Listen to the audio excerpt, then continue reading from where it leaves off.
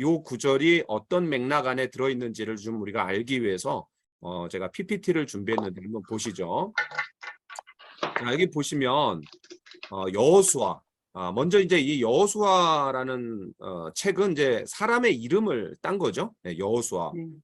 여호수아가 가장 먼저 등장하는 것은 이제 출애굽기 17장에 홍해를 건너고 이제 시내산으로 가는 여정에서 그 아말렉이 비겁하게 이제 뒤에를 쳐요. 여자들과 노인네 또 어린이들이 있는 이제 뒷공무니를 쳐갖고 이제 하나님께서 이제 그 응징하라고 이제 말씀하시죠. 그때 여러분 아시는 것처럼 그 모세가 손을 들고 그 다음에 양쪽에서 이제 아론과 훌이 손을 받쳐 들었고 실제 전투에는 이제 여호수아를 위시로 해서 이제 전투가 되는 그때 여호수아가 처음 등장합니다.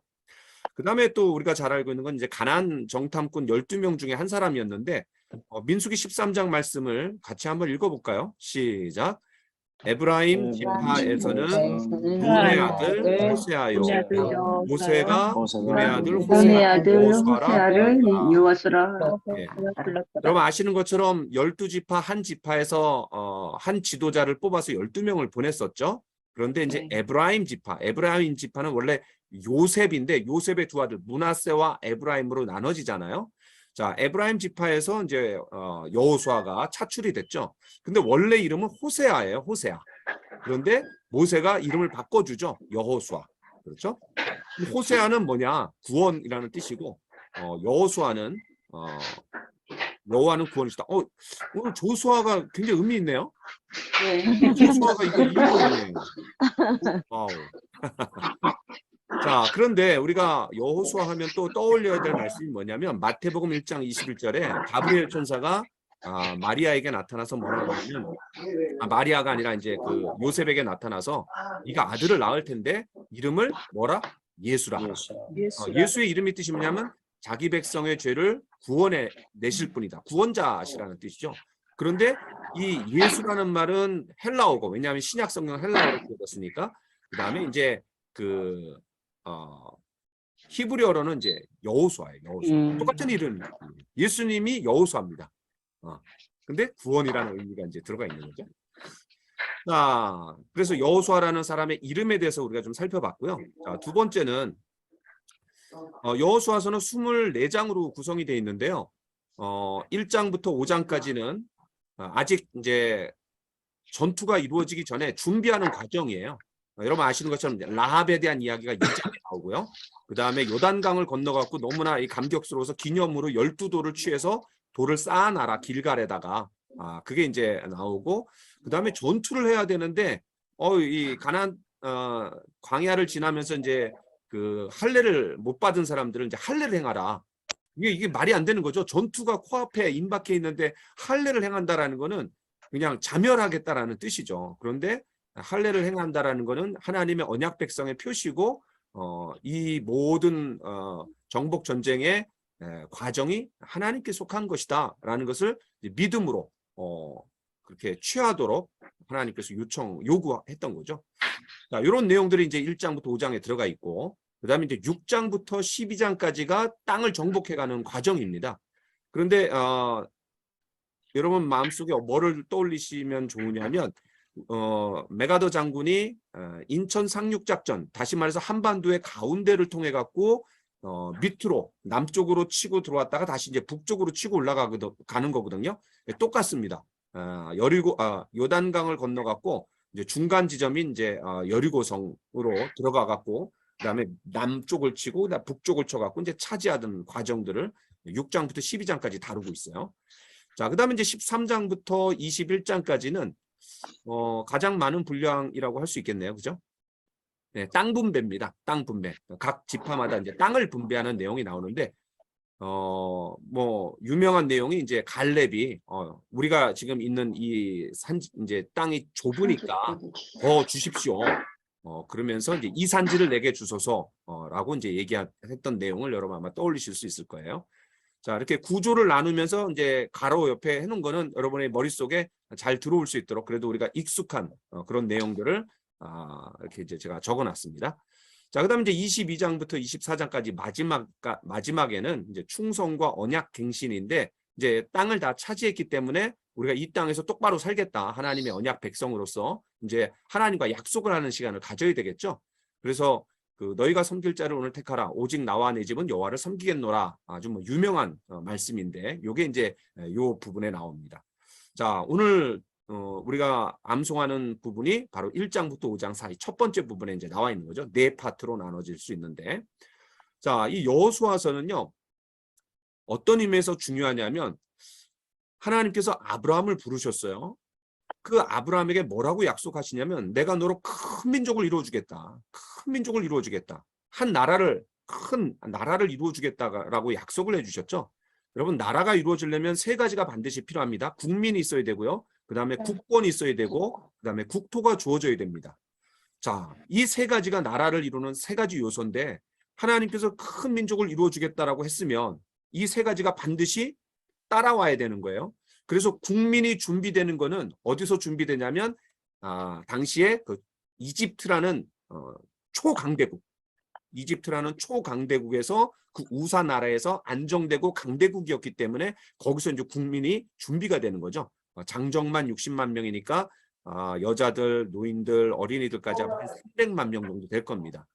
자, 그 다음에 국권이 준비되는 거는 우리가 국권이 있느냐 없느냐, 뭐 일제시대 때 우리나라 땅에 살고 있었지만 우리가 국권을 잃었던 건 왜냐하면 우리나라 헌법이 아무 의미를 갖지 못했던 거죠. 유명무실했던 거죠. 그러니까 법으로 이제 이게 국권은 이제 법이 주어졌고 그 법대로 행하여질 때 우리가 이제 주권을 갖고 있다, 국권을 갖고 있다 이렇게 얘기할 수 있어요. 자, 그래서 그게 준비되는 게 어디냐면 시내산입니다. 여러분 아시는 것처럼 10계명 이하 하나님께서 율법을 주시는 거죠. 그래서 출애굽기, 레위기, 민수기, 신명기까지 네 권에 걸쳐 갖고 이 국권을 주십니다. 자, 그 다음에 물론 이제 거기에 가장 핵심은 10계명이에요. 자, 그 다음에 이제 마지막 남은 게 뭐죠? 국토입니다. 그래서 이 국토가 주어지는 중요한 책이 뭐냐면 여호수아입니다. 그러니까 여러분 창세기, 출애굽기, 레위기, 민수기, 신명기, 여호수아까지 6권의 책은 사실은 이게 하나로 구성된 책이다 이렇게 생각하시면 돼요. 하나로. 그러니까 이거를 하나로 읽어야 되지 따로따로 읽어서는 안 된다라는 거죠. 이해되시겠죠? 그래서 마지막에 땅을 주신다라는 그 약속을 신실하게 하나님이 성취하시고 그 다음에 그 약속이 성취되는 과정에서 하나님이 얼마나 신실하신가라는 것을 보여주는 게 바로 여호수아서입니다. 자, 21장 43절 같이 한번 읽어볼까요? 시작. 여호와께서 이스라엘의 조상들에게 맹세하사 주리라 하신 그 땅을 본과 같이 이스라엘에게 다 주셨으므로 그들이 그것을 차지하여 거기에 주하였습니다. 그 말씀이 참 중요합니다. 그리고 실제로 그 여호수아 1장 3절에서도 뭐라고 하면서 이제 여호수아를 시작하냐면은 내가 모세에게 말한 바와 같이 너희 발바닥으로 밟는 곳은 모두 내가 너희에게 주었노니 주었다 이렇게 이제 땅을 주었다라고 이렇게 얘기하고 있는 거죠. 자, 이렇게 이제 여러분이 머릿속에 탁 넣어야 되고 구조와 그다음에 이 여호수아가 성경에서 어떤 위치를 차지하고 있는가 이거를 여러분 이제 보셨고 자, 그다음에 이제 조금 더 이제 좁혀 갖고 오늘 그 암송 구절이 들어 있는 1장은 굉장히 중요한 그런 전환점이에요. 왜냐하면 모세가 죽고 이제 여호수아로 리더십이 교체되는 시기입니다. 리더십이 교체되는 시기. 때문에 그 여러분 뭐 모세 하면 굉장한 사람 아니에요? 그렇죠? 선지자라고 불리기도 하고 또 제사장의 역할도 했고 또 이스라엘 백성들을 애굽에서 출애굽시켰고 광야를 통과하게 했고 물론 이제 마지막에 그 가나안 땅에 들어가지는 못했지만 정말 대단한 사람이죠. 어느 누구라도 이 모세의 후임자로서 역할을 감당한다라면 정말 벌벌 떨 것 같아요. 그래서 지금 현재 그 여호수아에게 리더십이 이양되는 교체되는 시기다. 이걸 우리가 뭐 지금 뼈저리게 느끼고 있는데 대통령이 이제 바뀌면서 참 굉장히 혼란스럽고 어려운 시기라는 것을 우리가 이제 잘 또 우리가 피부에 와닿게 느끼고 있는 것 같아요. 안정되기까지 참 힘든 거죠. 자, 바로 여호수아가 지금 그런 시기였다라는 거예요. 공교롭게도 그 1장에 강하고 담대하라. 강하고 담대하라 라는 말이 6절, 7절, 9절, 18절 예, 많이 아주 등장하고 있는 거죠. 왜냐하면 지금 위축되어 있고 쫄아 있고 벌벌 떨고 있고 두려워하고 있고 이렇게 하고 있었던 여호수아의 마음을 하나님께서 딱 마음을 그냥 다 잡고 네가 마음을 굳세게 먹어라 라고 얘기하시는 거죠. 그래서 여호수아 1장 9절에 보면 네가 두려워하지 말아라, 놀라지 말아라. 그러니까 두려워하고 있고 그냥 너무 놀라고 있고 그러니까는 강하고 담대하라 이렇게 이제 말씀해 주시는 거죠. 그래서 리더십 교체기에 굉장히 지금 여호수아가 한마디로 완전 쫄아 있다. 어떻게 내가 이 백성들을 이끌고 가장 중요한 거는 결국 땅을 차지하는 건데 내가 이걸 어떻게 감당할 수 있을까?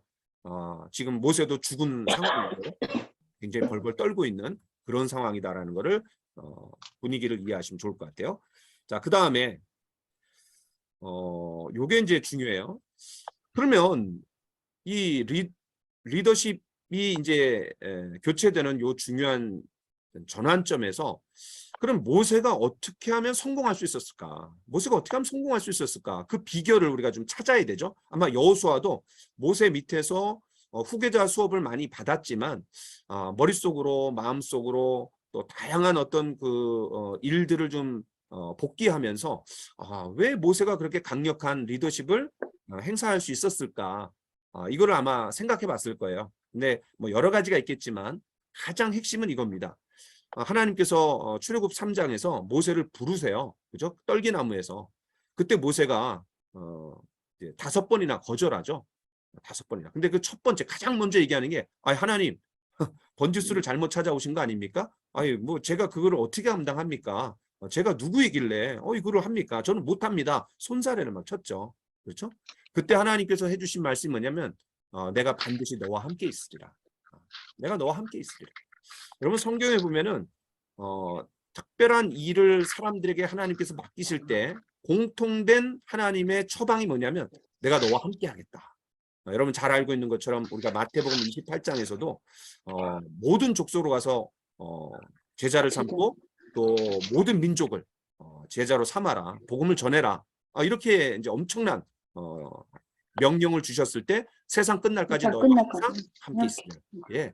언제나 하나님께서 엄청난 미션, 큰 과업을, 비전을 맡기실 때 하나님께서 언제나 내가 함께 해주겠다. 아니 내가 할 테니까 네가 나만 따라와라. 라고 이제 얘기해 주시는 거죠. 자, 이게 바로 모세의 리더십의 핵심이었습니다. 그런데 1장 5절에 하나님께서 이렇게 말씀하시는 거죠. 내가 모세와 함께 있었던 것 같이 너와 함께 있을 것입니다. 얼마나 격려가 되고 힘이 됐겠어요. 내가 함께 하겠다. 자, 그래서 하나님이 함께 해주시겠다라는 약속을 믿고 신뢰하는 것이야말로 여호수아가 제일 먼저 해야 될 일이었죠. 자, 그러면 하나님이 함께 해주시겠다라고 한 약속 그리고 그 하나님의 신실하심 이게 어디 나타나 있죠? 하나님의 말씀에 나타나 있는 겁니다. 이미 여호수아가 이런 역할을 감당할 때는 이미 5권의 성경이 쓰여져 있었던 거죠. 그렇죠? 그러니까 여호수아나 저와 여러분이나 똑같은 겁니다. 왜냐하면 이미 성경이 기록되어 있고 그 성경을 통해 갖고 그 성경의 토대를 두고 성경 속에 나타나신 하나님, 그 성경 속에 우리에게 약속하신 그 하나님을 발견하고 그 하나님을 붙들고 살아가야 된다라는 점에서는 사실은 이 여호수아나 저와 여러분이랑 똑같은 거예요.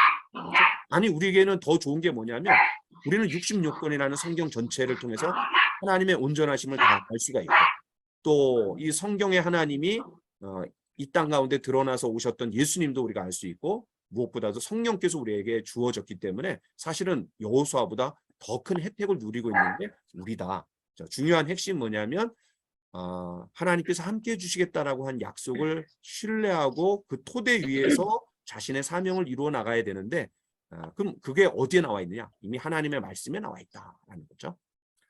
자, 그다음 요거는 신명기 17장을 오늘 암송하는 말씀의 백그라운드로 삼아야 됩니다. 왜냐하면 신명기에서 이제 그 신명기는 뭐냐면 그 이스라엘 백성들이 광야 40년을 보내고 요단강을 이제 건너기 직전에 이제 모압 땅에서 마지막으로 이제 출애굽했던 2세대들에게 하나님께서 모세를 통해서 이제 정신교육을 시키는 거죠. 다시 말해서 출애굽 1세대들은 시내산 언약을 통해서 하나님의 율법을 받았는데 출애굽했던 2세대들은 십계명을 들을 기회도 없었고 십계명이 확장된 율법을 자세하게 들을 수 있는 기회가 없었어요. 그래서 신명기에서는 이제 출애굽했던 2세대들을 중심으로 이 땅에 들어갔을 때 너희가 이렇게 살아야 된다. 삶의 매뉴얼을 주시는 거죠. 국권에 대한 것을 다시 주시는 거죠. 그런데 17장에서 아주 중요한 내용을 말씀하십니다. 왜냐하면 하나님이 이미 다 아셨어요. 하나님이 왕이신데 여기 들어가서 살면 주변 나라들이 다 왕이 있고 또 이 왕들이 그냥 쳐들어와 갖고 또 이 왕들은 언제나 상비군을 두고 있기 때문에 전쟁을 통해 갖고 두려워 갖고 우리도 다른 나라들처럼 이제 왕을 달라 이렇게 하실 걸 하나님 아셨어요. 그래서 그 왕을 달라고 할 때 그들에게 이렇게 가르쳐야 된다라고 신명기 17장에 이미 말씀을 해 놓으셨어요. 자, 여러분 여기 보시면 14절 내가 내 하나님 여호와께서 내게 주시는 땅에 이르러 그 땅을 차지하고 거주할 때에 만일 우리도 우리 주위의 모든 민족들 같이 우리 위에 왕을 세워야 되겠다라는 생각이 나거든. 사실 이런 요구를 어디서 하냐면 사무엘상 8장을 삽니다. 사무엘상. 그래서 여러분 사무엘상 8장 잊어버리면 안 돼요. 그때 이제 왕을 처음 세우게 되는 사울을 세우게 되는 사무엘의 시대가 끝나고 사사 시대가 끝나고 이제 왕정으로 들어가는 그 길목이 바로 사무엘 상 8장입니다. 그래서 신명기 17장, 사무엘상 8장을 반드시 기억해야 됩니다. 자, 그러면 이제 15절에서는 뭘 하냐면 네 민족 중에서 세워야 된다. 네 민족 중에서. 요것 때문에 헤롯이 예수님 시대 헤롯이 요게 이제 문제가 돼요. 왜냐하면 헤롯의 피에는 유대인의 피도 있고 이방인의 피가 같이 섞여 있었어요. 그래서 이 결격 사유가 있었어요.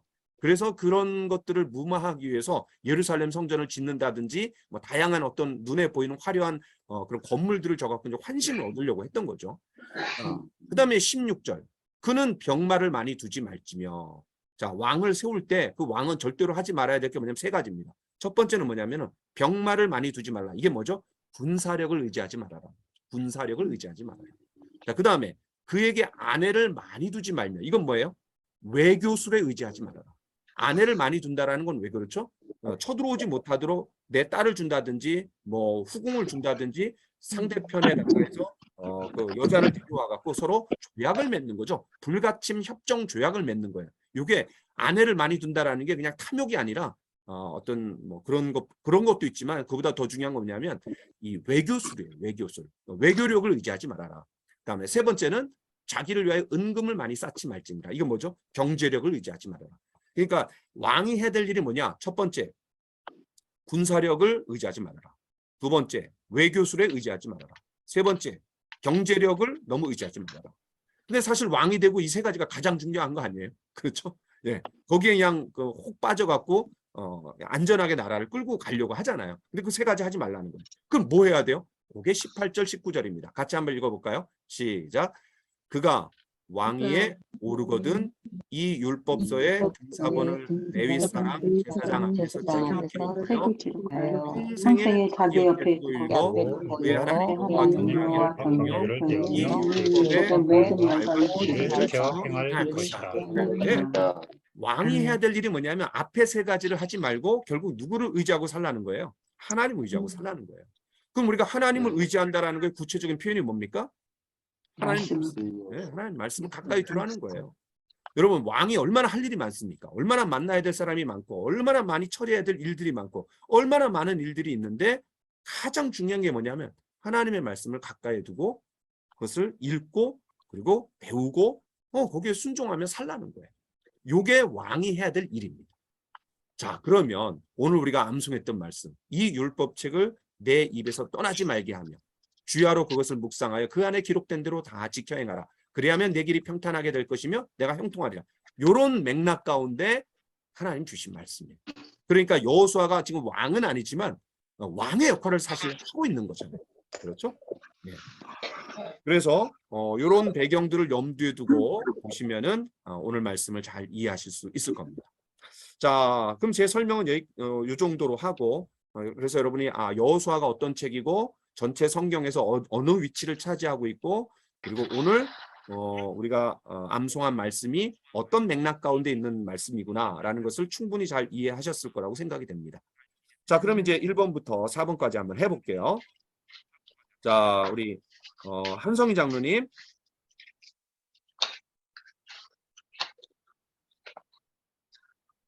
네, 한성희 장로님 계세요? 제가 애들이 앉아서 말하기가 그래요. 예. 자, 그러면은 김영숙 권사님.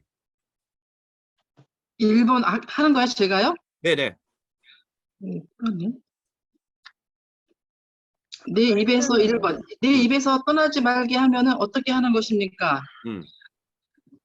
여기 말씀 여호수아 1장 8절 그 주야로 묵상하는 거. 주야로 묵상한다.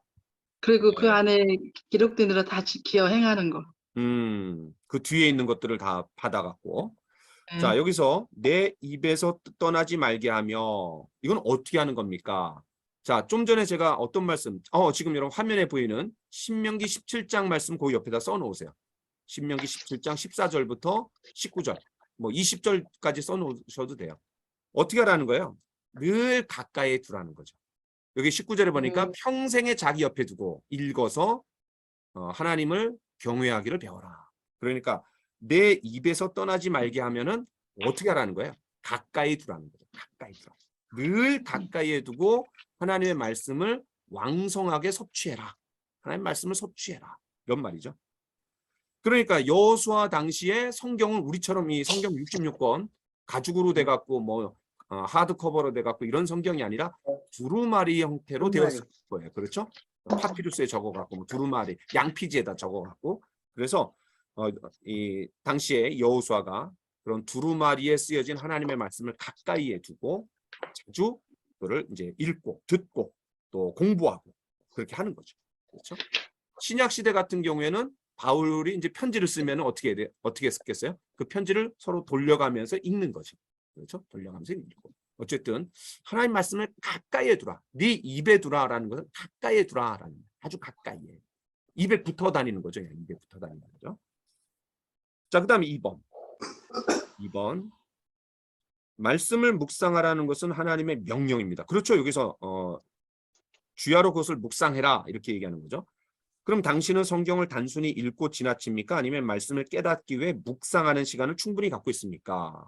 자, 전자가 아니라면 후자일 텐데 후자는 그럼 묵상하는 거죠. 그러면 묵상이 뭡니까? 묵상. 노종규 집사님 왜 웃으세요? 이게 좀 어려운데 이걸 하려고 해도 매일같이 바쁘다는 핑계로 할 수가 없어가지고 이게 바로 현실이기 때문에 상당히 대수로워서 웃었습니다. 예. 자, 여기서 묵상이라는 말은 아주 쉽게 얘기하면 되새김질입니다. 예, 소가 풀을 막 이제 뜯어갖고 막 일단은 집어넣어요. 뜯어갖고 이제 삼켜요. 근데 그 삼켰던 걸 다시 개원해갖고 잘게 이제 씹어요. 침이랑 섞어갖고 그게 바로 이제 되새김질이죠. 되새김질. 다시 말해서 하나님의 말씀을 잘게 우리가 쪼개갖고 씹는 거예요. 지금 지금 여호수아 1장 8절 같은 경우에는 몇 부분으로 나눌 수 있냐면 4부분으로 나눌 수 있는 거죠. 첫 번째는 이 율법책을 내 입에서 떠나지 말게 하며, 그 다음에 두 번째는 주야로 그것을 묵상하라.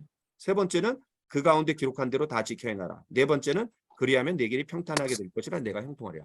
4부분으로 나누어 갖고 마치 그 소가 삼켰던 거를 개원해서 이빨로 혀로 이리저리 돌려가면서 침을 섞어갖고 잘게 씹어갖고 다시 삼켜요.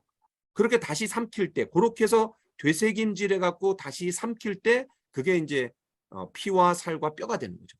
그냥 삼킨 거는 피와 살과 뼈가 되지 않아요. 그거를 개원해갖고 혀로 요리조리 돌려가면서 침을 섞어갖고 잘게 씹어갖고 삼켰을 때 그게 나의 그 소의 살과 뼈와 피가 되는 거거든요. 마찬가지입니다. 우리가 하나님 말씀을 먼저는 좀 쪼개보고 그리고 질문을 잘 던져갖고 그 의미를 좀 추출해보고 요게 바로 이제 묵상이라는 거죠. 그러니까 지금 우리가 여호수아 1장 8절을 가지고 1번, 2번, 3번, 4번의 질문을 통해 갖고 좀 더 깊이 다가가는 게 이게 묵상이에요. 묵상. 그냥 머릿속으로 그냥 가만히 생각하는 게 아니라 요거를 일단은 쪼개고 의미를 좀 더 깊이 있게 알기 위해서 질문을 던져보고, 그러니까 좋은 질문은 좋은 답을 이끌어내거든요. 그래서 그런 질문을 잘 던져갖고 묵상을 하는 거예요. 자, 그래서 묵상의 시간을 충분히 갖느냐, 되새김질의 시간을 갖느냐. 뭐 우리가 가장 쉽게 생각하면 아침 경건의 시간을 생각하면 좋을 것 같아요. 우리가 경건의 시간이 그냥 잠깐 읽고 끝나지 않잖아요. 읽어보고 앞뒤 문맥도 좀 따져보고 이 말씀을 통해서 하나님께서 나에게 주시려고 하는 게 뭔가 뭐 이런 것들을 우리가 생각해 보잖아요. 그렇죠? 자, 그다음에 3번. 올바른 묵상은 우리의 삶에 어떤 결과로 나타나야 합니까? 자, 이제 이거는 세 번째 부분을 가지고 얘기하는 거죠. 어떻게 하라는 거죠? 그 가운데 기록한 대로 다 지켜 행하라. 무슨 말이에요? 순종으로 나타나야 된다는 거죠. 순종으로 나타나야 된다. 그렇죠? 그냥 이거 좋구나. 좋은 말씀이네. 야, 이거 잘 기억해놨다가 내가 잘 써먹어야지. 뭐 이 정도가 아니라 내 삶으로 드러나야 된다는 거죠. 그렇죠? 그러니까 읽고 해석까지 잘했는데 거기서 그치는 것이 아니라 이제 실제 삶으로 끌고 와서 내가 적용해봐야지. 적용해봐야지. 예를 들어서 이제 오늘 우리가 아침 경건의 시간에 예수님께서 그런 그 나병 환자를 만나셔갖고 손을 대시고 이제 기도해 주시고 이제 낫게 해주셨는데 저는 이제 어떻게 적용을 했냐면 이게 참 나병 환자를 손으로 댄다는 거 이거 참 무서운 거거든요. 그렇죠?